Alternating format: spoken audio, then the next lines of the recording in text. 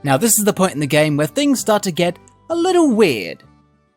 Right, so I've got to think about what we do next, because the next gym leader's level caps are a bit strange. The 5th gym leader caps at level 30, the 6th caps at level 35, and the 7th caps at level 31. So I'm going to need to plan this out pretty well, because if I go to 35 for the 6th gym, I then can't use anyone for the 7th gym. So I've got to figure out what order I'm going to do things in. To avoid accidentally over-leveling the pirate crew and causing myself a whole boatload of problems, I decided to take on all the little quests we have available to us before taking on any gym leaders. My first destination? The Lake of Rage. To get there, I head east of Ecruteak through Mount whatever the fuck, where I caught a Machop called Compost, named from the German word Kompost, which means compost. Heading into and north of Mahogany Town, I catch a ferret called Weet-Bix because I'm nothing if not a Weet-Bix kid, and then arrive at the Lake of Rage. The Lake of Rage is home to some strange goings-on. Apparently all of the Pokemon in the lake have become agitated, causing them to evolve prematurely. I wonder if it was called the Lake of Rage before this started happening. Within the Lake of Rage swims the infamous shiny red Gyarados. It'd be lovely to have a shiny on the team, so I made the effort to try and catch it. I led with Vivian to try and paralyze it with Stun Spore, but then...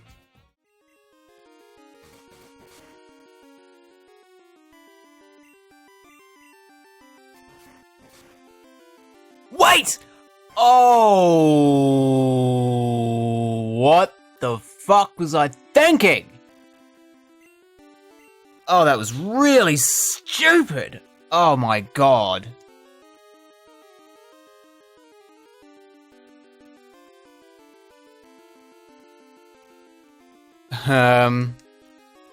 Fuck.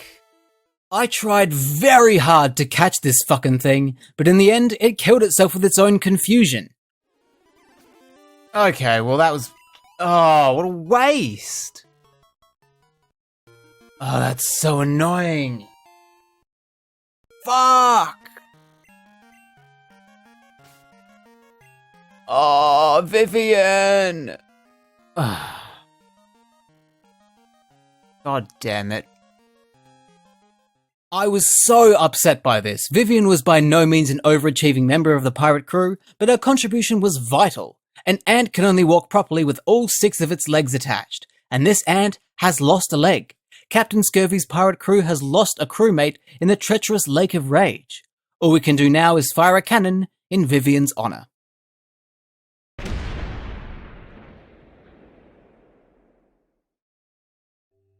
Now begs the question, how do we fill Vivian's large gaping hole? Don't look at me like that. In theory, we could add in Petunia the Oddish. She has the same type combination and can also make use of the Leaf Stone we got specifically for Vivian.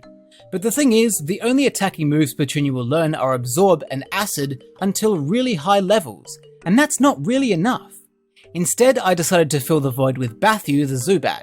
I visited Mr. Pokemon to exchange the red Gyarados' red scale for an XP share, and I gave it to Bathu. The thinking here is not to train Bathu up, but instead to try and slow the rate at which the pirate crew levels up. Without Vivian, all the experience we'd be getting before our gym battles would have been spread across 6 crewmates, but is now being spread across 5. Like I said, I don't want to risk over-leveling, so Bathu will be taking the brunt of the extra experience. I returned to Mahogany Town and entered the Rocket's secret hideout. Lance fucking killed a guy, we ransacked the place and defeated all the Rockets, and finally knocked out the electrode powering the machine that was causing the Pokemon in the Lake of Rage to rage.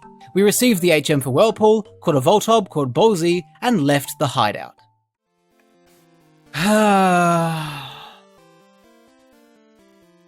Man, I miss Vivian.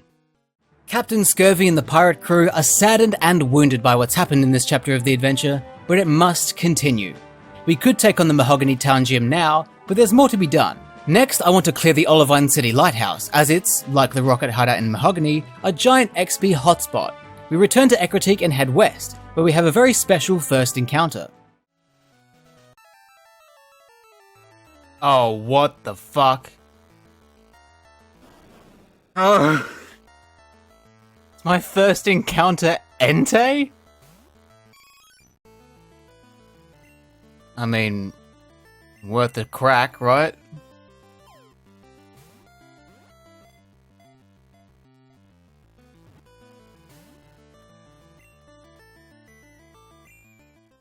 Surely that doesn't... No, that doesn't count. That does not count. Fuck that shit. Magnemite? Ooh. I called Magnemite the anchor, and they feel like just what we're missing at this point. Bathu has been very helpful in delaying experience gain, but I decided to sub him out for the anchor. The anchor is just what this crew needs. We also caught a Tauros called Bedlam and found the HM for strength in Olivine City, before scaling the Olivine Lighthouse, which was filled with moments of stress and uncertainty. I'm not sure I've spelt anchor right. I have spelt it right, I should believe in myself more. Reaching the top of the lighthouse, we encounter the gym leader Jasmine, who refuses to leave the side of the sick Ampharos, the one responsible for lighting the lighthouse. The only one who has the drugs, medicine, to cure Ampharos is the pharmacist in Cianwood City on the other side of the sea. And so, for the first proper time, Captain Scurvy and the pirate crew set sail. Destination? Cianwood. I like to imagine that Captain Scurvy is still the captain, but he's also like the ship. Like the whole crew is riding on Scurvy's back. By the way, fucking Tentacruel, what an encounter. After catching Bubbles the Tentacruel and thinking about how Captain Scurvy being the ship gives a whole new meaning to scrubbing the poop deck, we navigated the perimeter of the Well Islands and reached the shores of Cianwood City. A successful voyage. Our next objective was to finally earn another gym badge, this time from Chuck, the fighting type gym leader of Cianwood City. I trained the crew to the level cap of 30, where Captain Scurvy evolved into Feraligatr, the Anchor evolved into Magneton, and I evolved to have a certain realization. It's just now hitting me that Togekiss is not in this game. So Bebe's going to be stuck as a Togetic for the whole thing. Doesn't matter though, we love Bebe. We do love Bebe, but it seems not all of the crewmates love me back. Coco, for example, hasn't evolved yet. I'm hoping for an Umbreon because Umbreon is cool as fuck, but that'll only happen if Coco loves me enough, and I can't fathom why he doesn't. I'm nothing but nice to him. Anyway, after training I picked up the secret potion from the pharmacist before I forget to, and then I challenged Chuck. I'm kind of terrified about this, because I don't really have an answer to fighting types. My strategy, though, is to use Bebe and maybe charm my way to victory? We'll have to see. I had Flintlock deal with Chuck's Primeape mainly because as a fire type he'd be no good against Chuck's Poliwrath. A few Embers did the trick, but Poliwrath is the big problem. I sent in Bebe to lower its attack and weaken its fighting type moves with Charm, but then the battle became a bit of a snooze fest. Mainly because of Poliwrath's Mind Reader Hypnosis combo.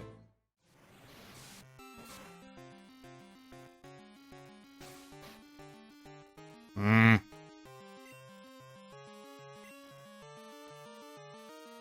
you know what? I'm going to use this full restore.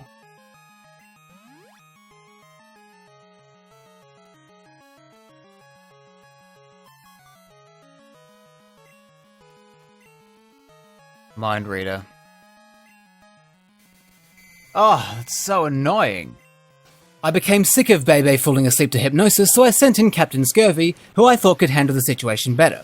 He too fell asleep to hypnosis, and then things started getting out of control. Ugh. Mind Reader, what are you gonna go for? You wouldn't Mind Reader into Surf, would you?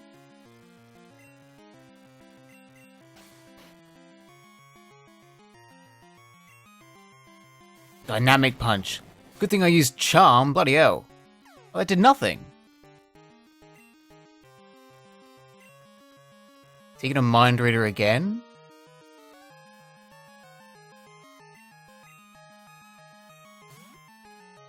Come on, the Anchor.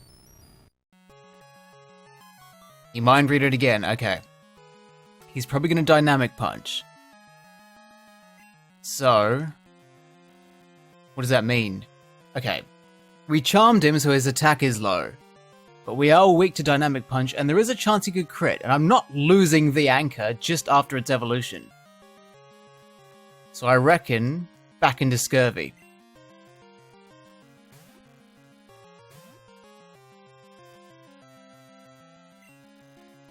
How did it miss after Mind Reader?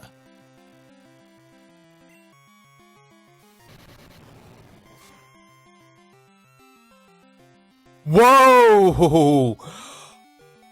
That's exactly what I was worried about. Fucking hell.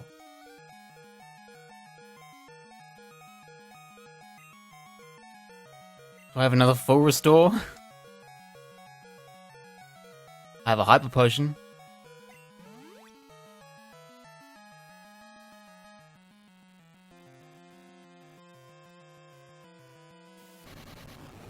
Please stop using that move.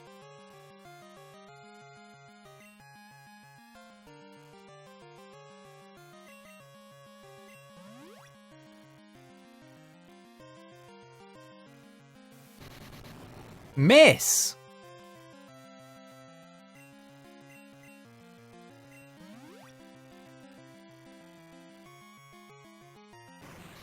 Alright, it's probably out of dynamic punches now.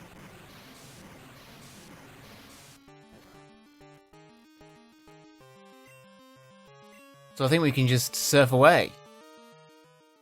From then on, the battle became a contest of who could spam surf the most, but after Poliwrath missed 2 hypnoses, Captain Scurvy was able to surf us to victory. Was it cheap to spam potions? Maybe, but it's within the rules. That was definitely one of the most difficult battles we've had so far, but we pulled through relatively unscathed. I got the HM for Fly from Chuck's wife, and probably taught it to Bebe, and in the north of Cianwood, we encountered both Suicune and its #1 stalker, Ucine, who challenged me to a battle. Fucking hypnosis again, I'm so sick of that move.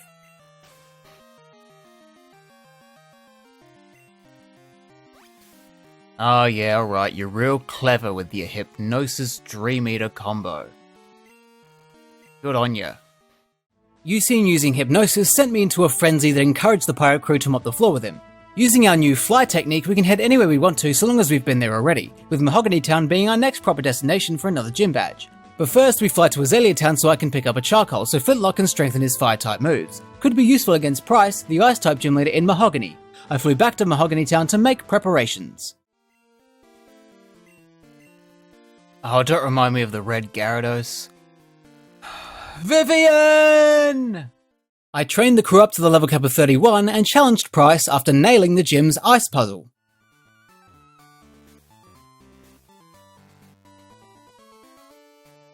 I have no idea what I'm doing.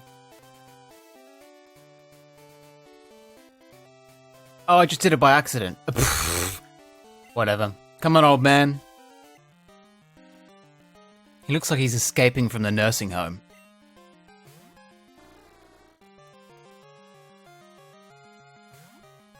Hey, hang on, that's cheating. Seal's not nice type. Cheeky bugger.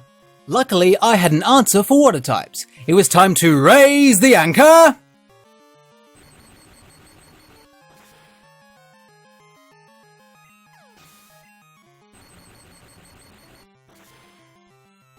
God, the anchor's so fucking good. They're so good. Piloswine. Get in there, Captain.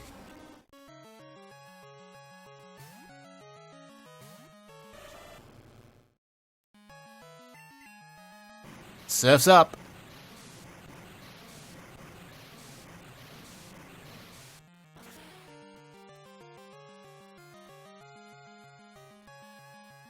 How did you live that?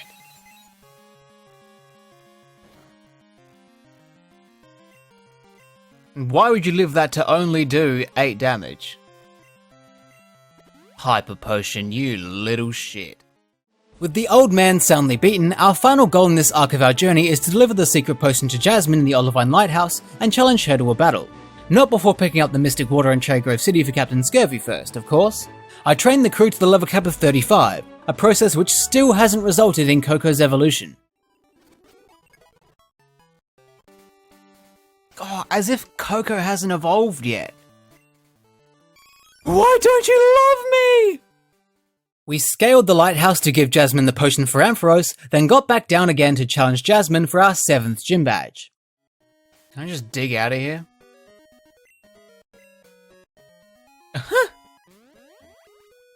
Just digs from the top of a lighthouse. That's brilliant.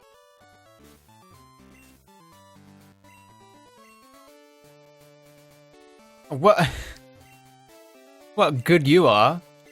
I don't know much about it. Fucking thanks, mate. Turns out we didn't need his advice though, as this was the easiest battle we've had across the whole journey so far. Flintlock took out Jasmine's Magnemite with Dig, and Captain Scurvy washed away her Steelix with Surf. Well, that was fucking easy. Beat the gym leader without taking damage.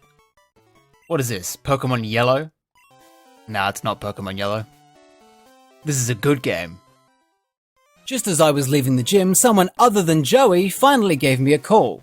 Professor Ohm informs me of some strange goings-on in the Goldenrod radio tower, once again relying on a child instead of the police.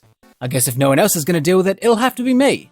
Captain Scurvy and the pirate crew storm the radio tower, defeating every single rocket we come across. During that process, Bebe and Seamus were poisoned. Seeing as I was able to dig from the top of a lighthouse, I thought I could do it again here in the radio tower, but apparently not. What's the deal, Game Freak? The admin we defeat tells us that they're hiding the radio director in the basement, so that's where we head. But unexpectedly, shows his ugly ginger head and challenges me to a battle, which goes very, very well. How is Seamus faster than Sneeze? Oh, the Quick Claw. Joy's legacy lives on. I then left the basement to heal.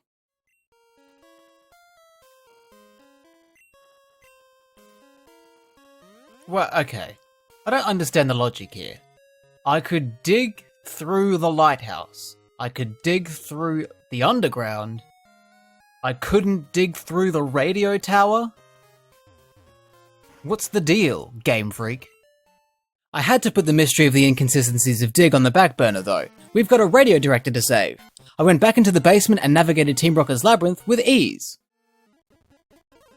What the fuck do I do? Then it was just a matter of defeating the remaining rockets in the radio tower, which was somehow less exciting than it sounds. Captain Scurvy and the pirate crew are just too strong. Then finally, we headed to Tin Tower for one last encounter with Suicune.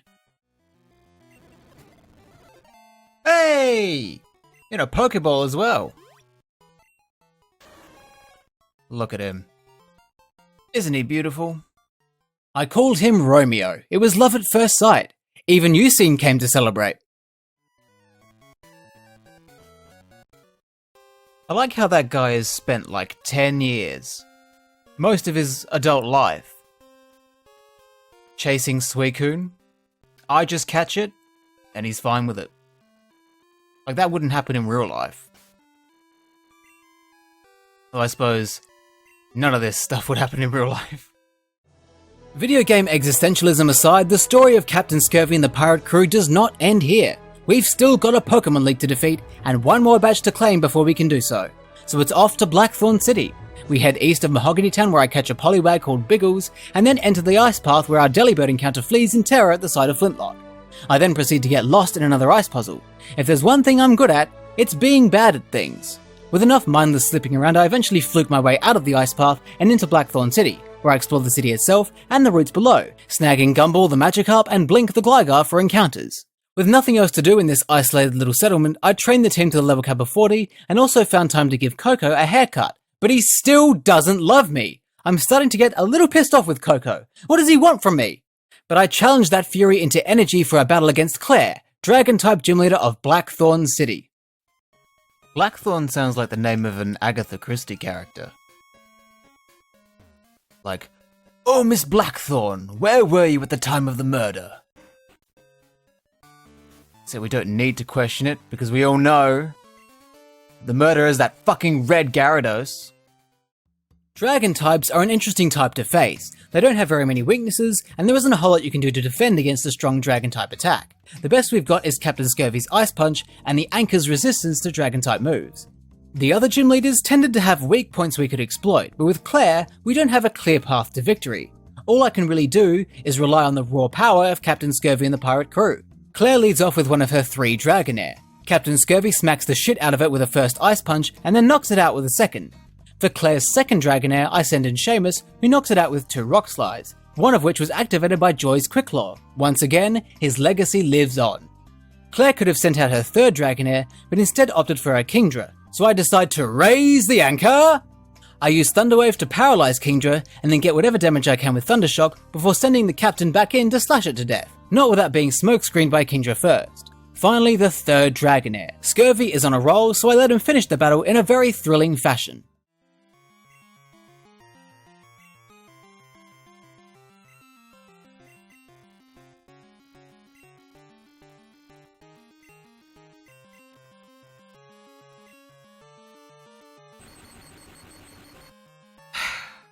It was annoying, so I sent in Bebe to finish it off. When suddenly... Whoa! Whoa, whoa, whoa, whoa, whoa, whoa, whoa, whoa, whoa, whoa, whoa.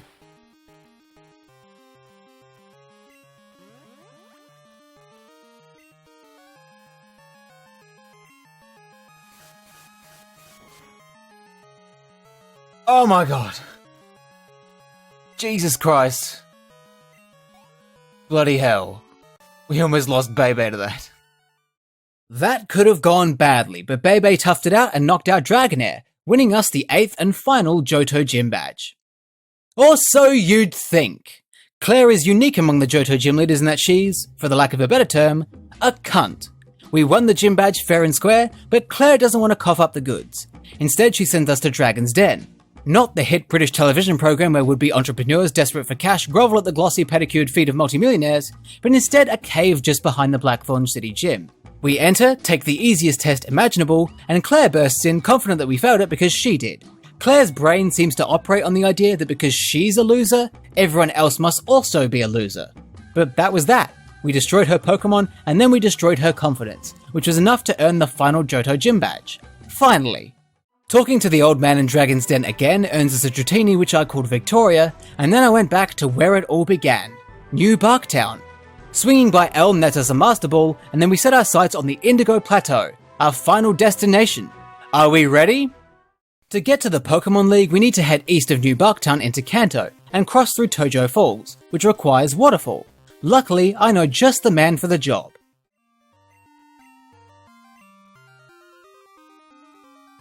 What? Captain Scurvy can't learn Waterfall?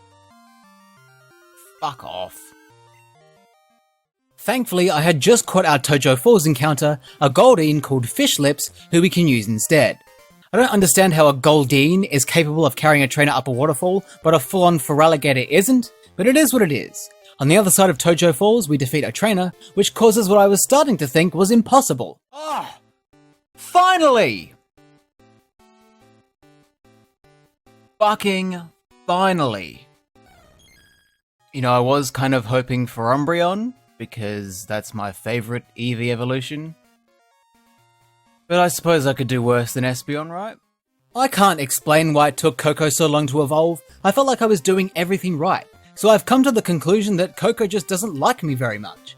Maybe he misses being with Bill. Maybe he's thinking, gosh, Bill was so smart and fun, and now I'm stuck with this Munter and his gang of fools pretending to be pirates. I can't imagine me saying I'd rather have an Umbreon would improve Koko's perception of me, but I still love him anyway. We followed the route along, catching a Sandslash called Stump on the way, and reached Victory Road where I accidentally kill our Onix encounter and have one of the battles of all time against... Huh? Captain Scurvy and the pirate crew have conquered Johto. All that's left to do is challenge the Pokemon League and claim the title of champion. I trained the team up to just below the champion's level cap of 50, settling for level 49, taught some TMs, shuffled some items around, and braced myself for the challenge ahead. Alright, our training is complete. Captain Scurvy and the pirate crew are ready to take on the Pokemon League. And honestly, with the performance these guys have put in, I'm feeling pretty good. There's no way we lose this, right? The first Elite Four member is Will, Psychic type expert. Psychic is another one of those types we don't have a direct answer to, so it was a team effort to take him down. Each of Will's Pokemon was taken down by one of the pirate crew, while Captain Scurvy sat back and watched. Bebe and Flintlock took some hefty damage from Psychics, but otherwise the battle went well. How proud the skipper must be! The second Elite Four member is Koga, Poison-type expert and former Kanto gym leader we beat the shit out of in the Yellow Nuzlocke. Flintlock and Koko handled most of his team, and for his Crobat, I decided to raise the anchor! Crobat can't do anything to an electric and steel type like the Anchor, so it was an easy win. The third Elite Four member is Bruno, fighting type expert, and another chump who fell to Nipples and Friends in Yellow. He put up much more of a fight this time, especially his Machamp, but between Bebe, Coco and Captain Scurvy, he didn't stand a chance. It's probably why he's sitting down in his sprite. The final member of the Elite Four is Karen, Dark type expert asking to speak with the manager. Dark is another tough type for us to deal with, and Karen was definitely the most difficult battle of the bunch. The whole pirate crew had to come together to take her down, and after our success, dear Flintlock reached level 50 and learned Flamethrower. Finally, after all this time, he can evolve into Arcanine. He's earned it. We've got one more trainer standing between us and the title of champion. Captain Scurvy and the pirate crew are ready. Let the battle begin. Lance leads with Gyarados, so I decide to raise the Anchor, who knocks Gyarados out with a single Thundershock. Then, Lance sends in his first Dragonite, which Captain Scurvy is able to take down with 2 Ice Punches, tanking Dragonite's outrage like a champ. Lance follows up with another Dragonite. Fearing losing Captain Scurvy to a critical hit, I send in Coco, who hits hard with Psychic, but gets hit hard in return by Dragonite's Thunder Wave and Hyper Beam combo. That could have gone badly, but a second Psychic does the job and takes Dragonite out. In comes the third Dragonite. I was running out of options to deal with these Dragonites, so I had a thought. There is a good chance that this one will also use Hyper Beam, so I stay in with Coco to bait it, then once again I raise the Anchor! Turns out I was right, it goes for Hyper Beam but misses, so I take the opportunity to attack with Thundershock, which doesn't do much damage, but it does paralyze Dragonite. In a moment of confidence, I decide to give Bebe the chance to take it down. She uses Charm, then gets Thunder Waved. Thinking I was in a good spot, I go to attack, but then I lose confidence completely when Dragonite goes for Blizzard. It misses, so I hastily retreat and send in Captain Scurvy, who takes the Blizzard and knocks Dragonite out with Ice Punch. Lance then sends in Charizard, which I counter with Seamus, who easily survives Charizard's Flamethrower and defeats it with a single Rock Slide. Lance's final Pokemon is Aerodactyl, and once again I decide to raise the Anchor! Aerodactyl also goes for Hyper Beam, and the Anchor's Thundershock does some decent damage. But then my confidence came back. I want Bebe to be the one to finish this, so I paralyze Aerodactyl with Thunder Wave, heal Bebe's paralysis from earlier, tank another Hyper Beam, and send in Bebe to finish the job. Charm.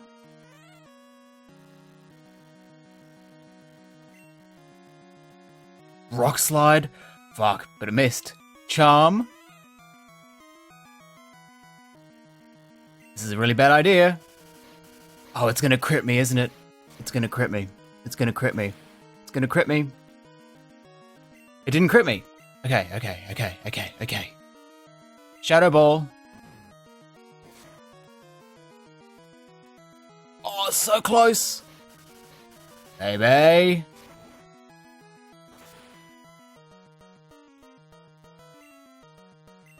Swift. Yeah! Baby! That is glorious. That is glorious. You love to see it. We won! Hell yeah!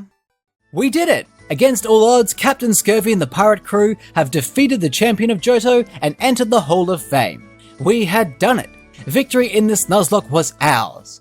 But is the adventure really over? God, I genuinely am so proud of these guys. Captain Scurvy and his pirate crew. What a team. What a team. It's absolutely legendary. The question is though, do we take on Kanto? How far can Captain Scurvy and the pirate crew go? That's right, we're going back to Kanto for round 2. We demolished the Kanto gym leaders with Nipples and Friends, and now it's time to see if Captain Scurvy and the pirate crew can do the same. Talking to Professor Elm gets us the ticket to take the SS Aqua to Kanto. On the ship, we battle a bunch of trainers, and also help find this old man's granddaughter who is busy bothering the captain. For finding her, he rewards us with a metal coat, and the ship promptly arrives in Vermilion City.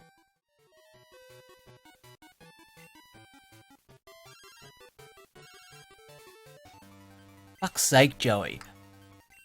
This is an international call, it's gonna cost you loads. We can actually challenge Lieutenant Surge right away, but I wanted to visit an old friend first. Looks like he's still fucking his Rapidash and giving children candy. What a gentleman. Since Lance's level cap of 50 is higher than pretty much all of the Kanto gym leader level caps, I decided to just ignore them from here on out. We've won the Nuzlocke already, who cares? This is just a victory lap. So I challenged Lieutenant Surge. He put up much more of a fight than he did last time. He went down in one hit in Yellow, so because he has more than one Pokemon this time, he literally can't do any worse. He even did some damage to me, a whole 19 hit points. But he was still a pushover and was defenseless against Flintlock's dig. The nearest gym to Vermilion City is Saffron City's gym, so that's where I head next, taking a short stroll north to get there. I explored around, but with nothing to see, I decided to challenge the gym straight away. I still haven't learnt the solution to this gym puzzle, so I spent quite a while trying to find my way to Sabrina, but I eventually fluked it and we battled. Sabrina actually did quite well, mainly because of her bullshit sand attack tactic that caused the crew to keep missing moves. But once her Espeon was out of the way, my Espeon bit Sabrina's team until they stopped moving. There's another gym in close proximity. The Celadon City gym is just a short walk west of Saffron City, so that's where I head next. Upon arrival, I get a very ominous warning.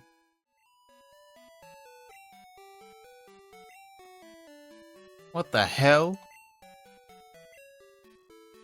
Erica will make me pay if I don't watch myself? The hell does that mean? Celadon doesn't seem to have changed much. They're still into their gambling and drugs and such. They're still perving on the women in the gym. Some things never change. So all that's left here to do is challenge Erica for our third Kanto gym badge. And it turns out that Erica hasn't really changed either. She still hasn't learned that people want to challenge her to gym battles? Is she high or is she just stupid?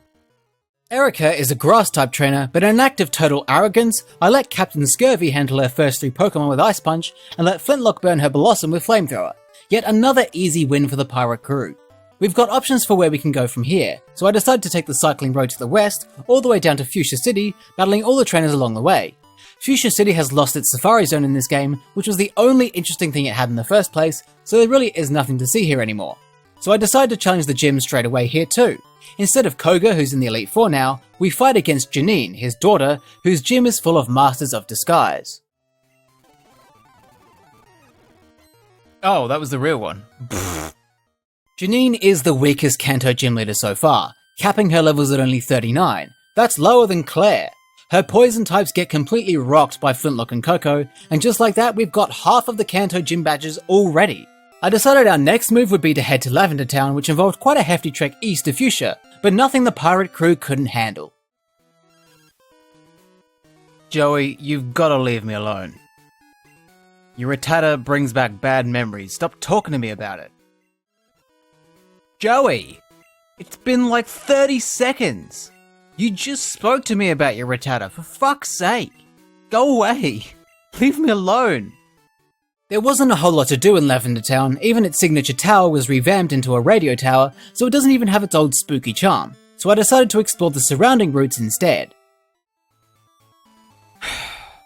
Joey! In Lavender Town, I was reminded that currently the entire Kanto region is without power because the power plant is down. From Lavender Town we can reach Cerulean City by heading north, passing the power plant on the way. So we head north of Lavender Town and through Rock Tunnel to do exactly that. At the power plant we talk to the manager, who says the generator has been ruined, and the security guard mentions a shady character hanging about in Cerulean City.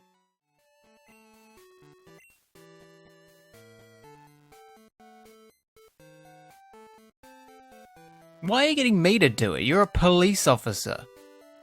Fuckhead. We make the trip from the power plant to Cerulean City. Joey, I'm really not in the mood. And it's there where I make an incredible discovery.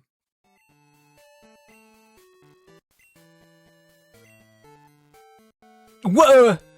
There's a police station here? Why aren't you guys fucking doing anything?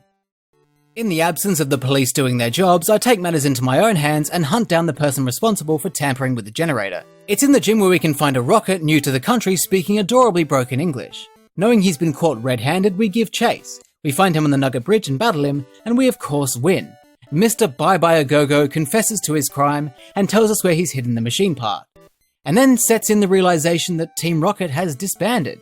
Rocket is Bye-Bye-A-Go-Go, and this poor man's reality has been shattered. What does he do with himself? Where does he go from here? His whole world is crumbling around him. I'm sorry, Mr. Bye-Bye-A-Go-Go. I really am. Goodbye, my friend, and good luck. Are you kidding me, Joey? After Joey ruins a very emotional moment, we snag ourselves the machine part and look for Misty. We find her with very poor timing and ruin her date, and she calls me a pest. And I get it. I know someone just like that. Joey, for fuck's sake, mate. We drag Misty back to her gym and defeat her without too much trouble, head back to the power plant to return the machine part, head back to Lavender Town to get another radio card, and use that radio card to play the Pokeflute channel to awaken the Snorlax blocking Diglett's cave. Snorlax has caused me no end of trouble in Yellow, but he won't defeat me this time. I'm back, motherfucker.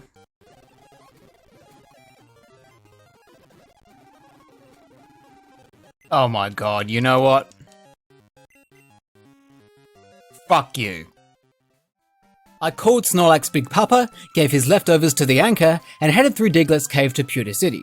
I head east to Mount Moon where we have our final battle against... Huh? I want to say he put up a good fight, but he didn't do any damage to us. At least he tried. Brock, who we challenged immediately afterwards, suffered the same fate. The Kanto gym leaders have been total pushovers, and yet they're somehow putting up more of a fight than they did in Yellow. Crazy! We only have 2 gym leaders left, and our next target is Blaine. We head south of Pewter City into Viridian City, south of Viridian City into Pallet Town, and south of Pallet Town to the remains of Cinnabar Island, most of which was swallowed by a volcanic eruption. We find Fuckwit, who's changed his name to Blue, hanging around, ruminating about the power of nature and how much destruction it can bring. But it's not quite as powerful as Captain Scurvy and the pirate crew. He says he'll be willing to face us as Viridian City's gym leader, but first we've got to head to the Seafoam Islands and find Blaine. There's no way this is the gym. Come on, man, what the hell is this? Blaine got his shit rocked by Seamus, who didn't even take damage throughout the fight, and then I immediately went off to challenge Blue. Blue is the only gym leader whose level cap is higher than Lance's was, so we're currently actually under-leveled for him. But Kanto has been absolutely pathetic, so I thought, fuck it, why not challenge him right now? Blue is definitely our toughest challenge in the game so far. He's got higher levels than us, he has great type diversity, and he has a full team of 6. But come on, did you really think he would win? Against Captain Scurvy and the pirate crew? We demolished Blue, earning us the 8th and final Kanto gym badge and our 16th gym badge overall. I think it's pretty clear, we cannot be stopped. There's just one more trainer left to conquer. I return to Pallet Town to tell Professor Oak that I've defeated the gym leaders of his pathetic little region, and he grants us access to the most dangerous place in Kanto and Johto combined, Mount Silver. Why he has the authority to allow that, I'll never know. It is in Mount Silver that our final challenge awaits us. Red, the strongest trainer in the world. For now at least. He is standing alone at the summit, waiting for us. I train everyone to level 75, 6 levels below the level cap of 81, and approach. This is it. Captain Scurvy and the pirate crew's final battle.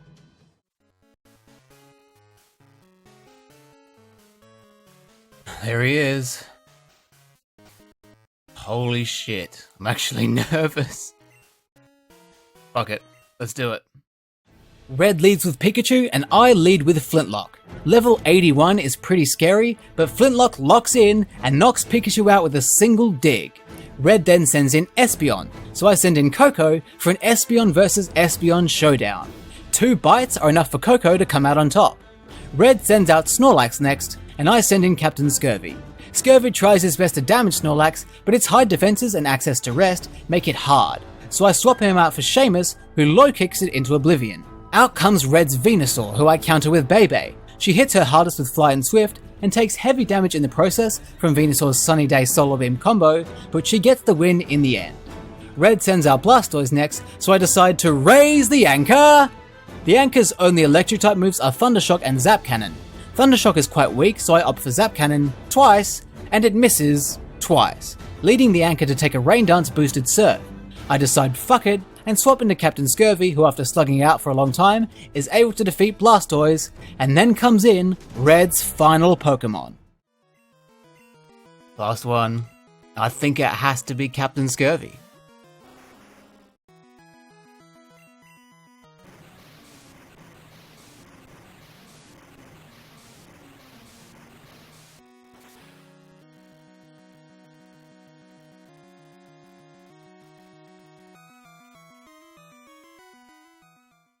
Success! We did it! Captain Scurvy and the pirate crew have conquered both Johto and Kanto and completed the Pokémon Crystal Nuzlocke, and I'm very, very proud of them all. Not just the final 6, but everyone else who was involved along the way. Queen Marge, Joy, even Fabio the Rattata and Bathu the Zubat made a contribution. It was a solid performance and a lot of fun to be a part of. I may have failed in my mission to achieve a perfect Nuzlocke. In fact, I did twice as badly this time around as I did in Yellow. Losing Yegdip so early on was a pretty rough moment, and who could forget Vivian? That was a painful loss too. But overall, it wasn't actually that bad. I've grown so very fond of Captain Scurvy and the pirate crew. They're such a legendary bunch, and I couldn't have asked for a better crew. Man, I really don't want it to end. I've genuinely grown so attached to these guys. Like, Captain Scurvy and his pirate crew. You can't beat that. I don't want to say goodbye. But it's not over yet. There's one more thing I have to do.